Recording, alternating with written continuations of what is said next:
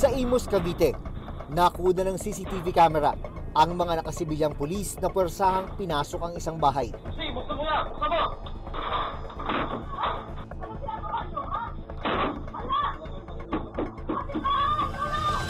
Dinig pa ang paghingi ng tulong ng isang babae.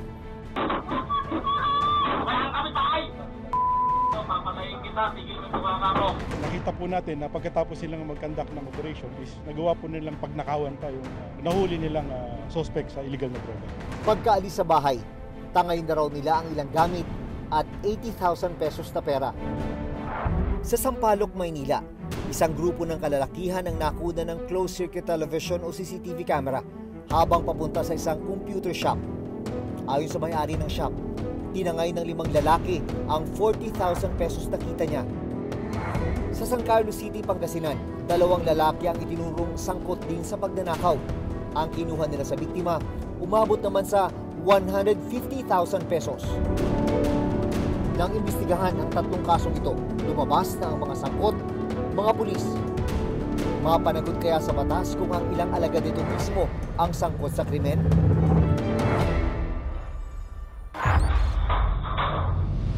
Nitong August 2, isang grupo ng nakasibilyang pulis ang nakuna ng CCTV na puwersahang pinasok ang isang bahay sa barangay Alapan 1A, Imus, Cavite.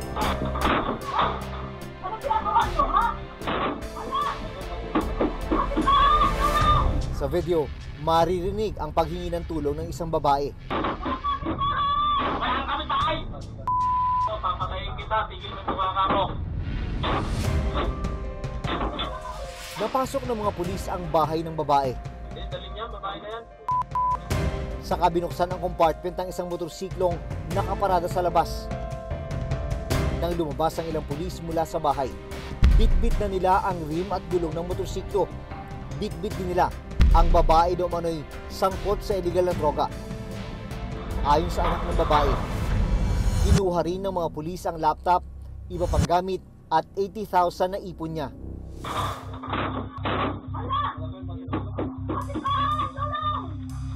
Nangyari umano yan sa isang buy-bust operation. Natukoy ng mga miyembro ng Drug Enforcement Unit ng Imus City PNP ang mga pulis. Galit ang naging reaksyon ng Provincial Director ng Cavite Police Provincial Office. Nakita po natin na pagkatapos silang mag-conduct ng operation is nagawa po nilang pagnakawan pa yung nahuli nilang suspect sa illegal na droga.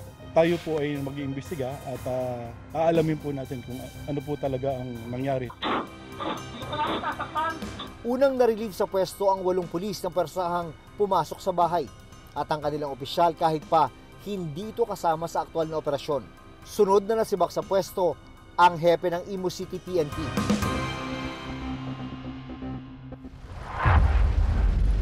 Habang himbing na natutulog ang mga residente sa barangay 525 sa Sampaloc, Maynila, isang krimen umano ang naganap maghahating gabi ng July 11, 2023. 3 minuto bago mag-alas 11 ng gabi, isang kotse ang nakuna ng CCTV ng barangay na pumarada sa kahabaan ng Matimia Street sa barangay 525. Makalipas ang 20 minuto, 4 na motorsiklo pa ang dumating na makikitang pumarada sa harap ng likod ng kotse. Bilang saglit pa, makikita ang pagtawid sa kalsada ng 5 lalaki. Sa iba pang anggulo ng CCTV camera, makikita ang pagpasok at paglalakad ng 5 lalaki sa isang masikip na kalsada. Hindi nagtagal, lumabas at muling tumawid ang 5 lalaki sa kahabaan ng Matimia Street. Noong mga oras na yon, isang computer shop na pala ang tinarget na salakay ng grupo. Natuto ng Reporter's Notebook ang may-ari ng computer shop na si Mang Hermenegildo de la Cruz, 73 years old. Kwento ni Mang Hermenegildo, natutulog sila nang pasukin sila ng ilang armadong lalaki. Biglang may pumasok na mga armadong lalaki doon sa kwarto namin. Nagpakilala raw ng mga pulis sa mga lalaki. Nakalabas lahat yung baril nila. Sabi ko, sino sila? Mga pulis kami. Ano po bang kasalanan ko? Bakit nandito kayo? Nag-ooperate ka ng illegal na sugal. Doon na raw hinalughob ng mga nagpakilalang pulis ang gamit ng biktima. Nakasibilyan ng mga lalaki at walang ipinakitang search warrant ayon kay Mang Hermenegildo. Nakita niya ngayon yung kung dinalagay ko lang yung pera doon na yung nakaayos na more than 40,000 yun. Matapos pagnakawan, nakuha pa raw siyang kikila ng mga pulis. Nakita niya yung pera, o sige ganito, kasi nagmamadali kami. Bigyan mo na lang kami ng 40,000 para hindi ka nagagambalain. At saka weekly, nabigbigay ka ng 4,000. Weekly daw. Naidokumento sana ng mga CCTV camera sa computer shop ang ginawang pag-atake ng mga pulis. Ang problema, Wala namang sinira, kundi tinanggal lang yung mga koneksyon ng camera ng CCTV. yung pang-record. Yung pang-record, dinistrong kanya, ibinaba doon sa may kusina namin. Doon nila tinanggal yung hard disk. Matapos ang di umano'y pagnanakaw, nakunan pa ng CCTV ang pag-alis sa lugar ng mga sospek.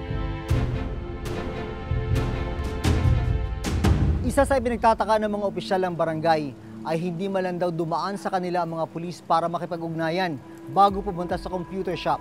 Lalo tuloy lumakas ang hinala ng mga opisyal ng barangay na hulidap ang pakay ng mga pulis.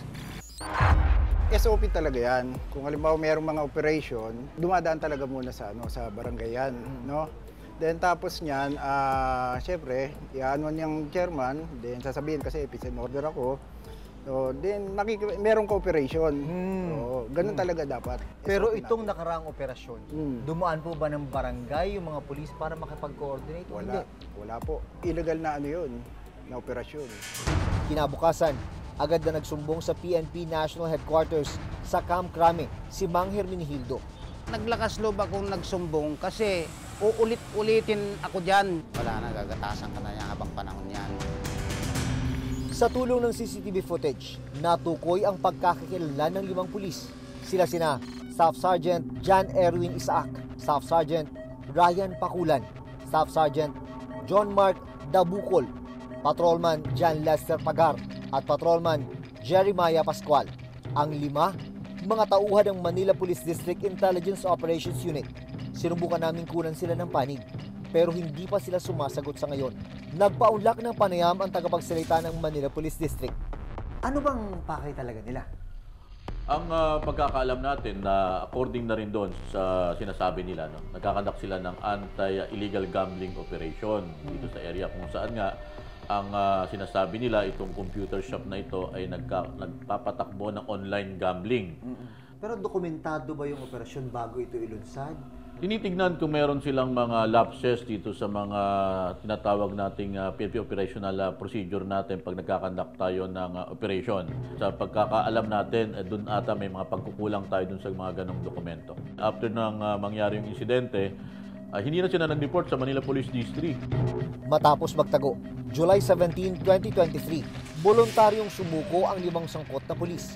Meron ba silang nabanggit sa'yo na depensa naman mismo talaga dun sa akusasyon na nanguha sila ng pera, nakaw sila? Mariin lang tinatanggi na talagang hindi totoo itong mga binibintang sa kanila. At sa isang punto, sinasabi nga sila yung sinusuhulan. Nasampahan na ng kaso ang 5 pulis at kasalukuyan silang under restrictive custody habang nagpapatuloy ang investigasyon. Ibig sabihin, nasa pangangalaga sila ngayon ng Manila Police District. Na-relieve naman o inalis sa pwesto ang buong unit ng DPIOU-MPD. Nakasuhan na sila ng grave misconduct at kaakibat na rin doon yung kaso nilang awol.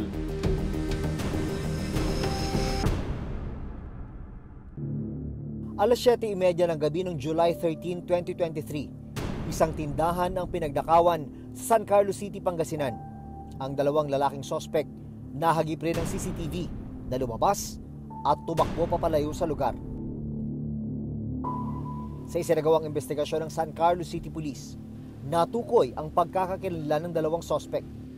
Ang suspect po natin ay isang PNP member ng Northern Police District, particularly ang unit niya po ay yung sa SWAT na sa main office.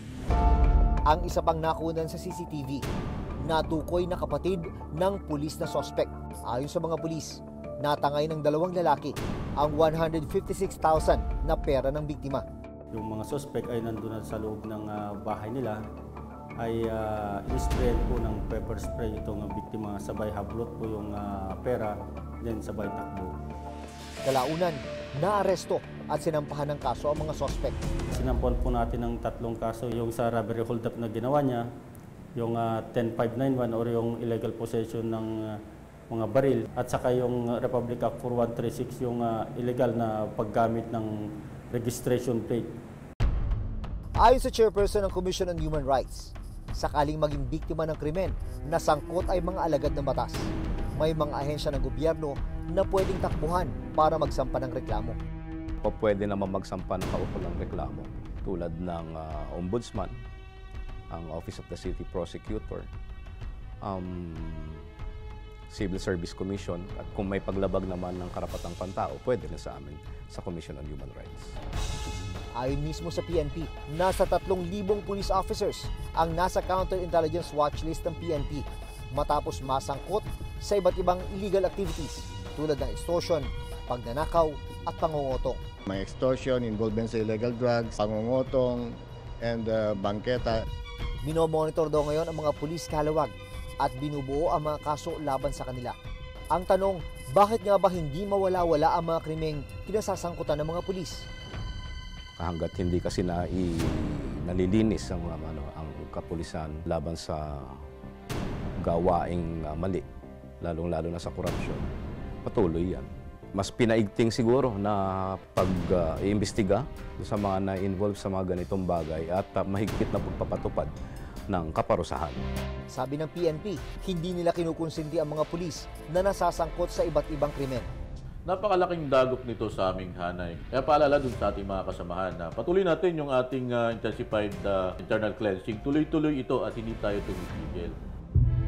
Ang mga pulis at tagapagpatupad ng batas, kung sila mismo ang lumalabag dito, mas dapat na agad silang maparusahan at mapanagot.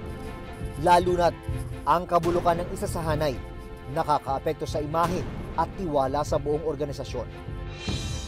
Ako si Jun Veneracion at ito ang Reporters Notebook.